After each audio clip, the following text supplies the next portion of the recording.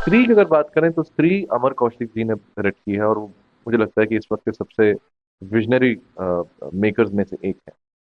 वो मेरे बहुत पुराने मित्र हैं, और जब वो एसोसिएट डायरेक्टर हुआ करते थे नो वन किल जेसिका, घन चक्कर, तब मैं एसोसिएट कास्टिंग डायरेक्टर हुआ करता था। और उन्होंने मेरी कला को तब से देखा और तब से मुझे पसंद करते थे।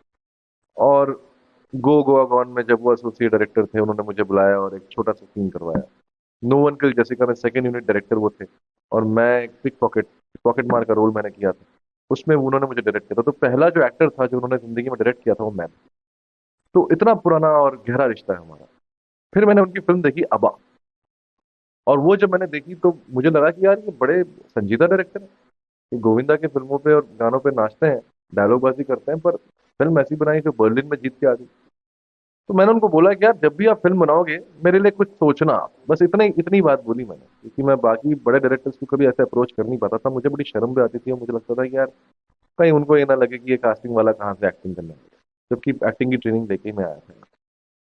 खैर, जो अमर भाई ने अज्जी बुरे की मेरी फिल्म थी, देवाशीष मखीजा ने डायरेक्ट किया था, उस फिल्म में मैंने एक विलन का रोल किया। बहुत ही डार्क और इंडी फिल्म थी।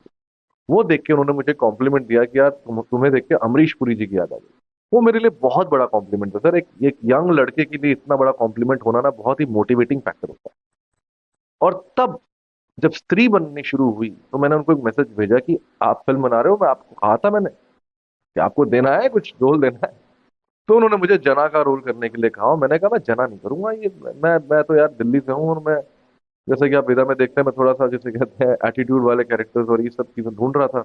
उन्होंने लेकिन मेरे अंदर का जिसे कहते हैं गूफी पना, या जो बुद्धू लड़का मैं था, मैं हूँ, ऐसा नहीं कि मैं बहुत ज्यादा शातिर भी हूँ, मैं कभी कभार बहुत ऐसी जिसे कहते हैं बच्चों वाली हरकतें भी कर देता हूँ लाइफ में। तो वो उन्होंने वो स्वीटनेस, वो इनोसेंस उन्होंने कहीं ना कहीं परखी, देखी, और उन्होंने कहा नहीं यार तुझे जना ही करना है। और मैंने वो ऑडिशन दिया, और मैं, दिनेश विजन ने वो ऑडिशन को पसंद किया, अमर कौशिक ने पसंद किया, राजन डी के भी थे उसमें।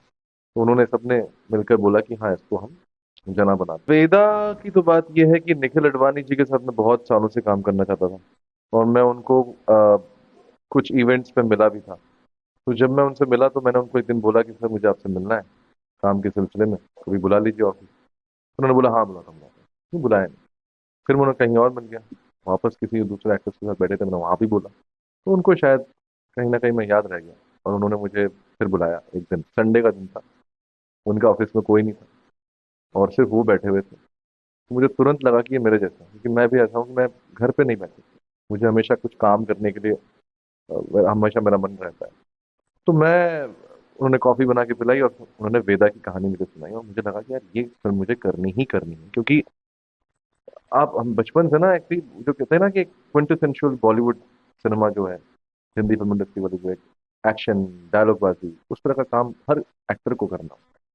तो मुझे लगा यार ये मैं करता हूँ, और ये मेरे लिए चैलेंज भी था, क्योंकि जॉन अब्राहम जैसे बड़े एक्शन स्टार के साथ जब आप स्क्रीन पे खड़े हैं, तो वो भी एक बहुत बड़ी जिम्मेदारी होती है कि मतलब आप दर्शकों को निराश ना करें, कहीं उनको ये ना लगे कि यार विलन ठंडा पड़ गया या ढीला पड़ गया।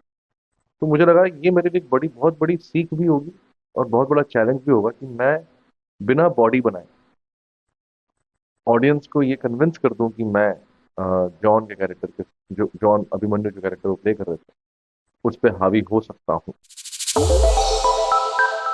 श्रेष्ठ उत्तराखंड पर खबरों से जुड़े रहने के लिए चैनल को सब्सक्राइब और लाइक करें, बेल आइकन दबाएं और देखते रहें श्रेष्ठ उत्तराखंड।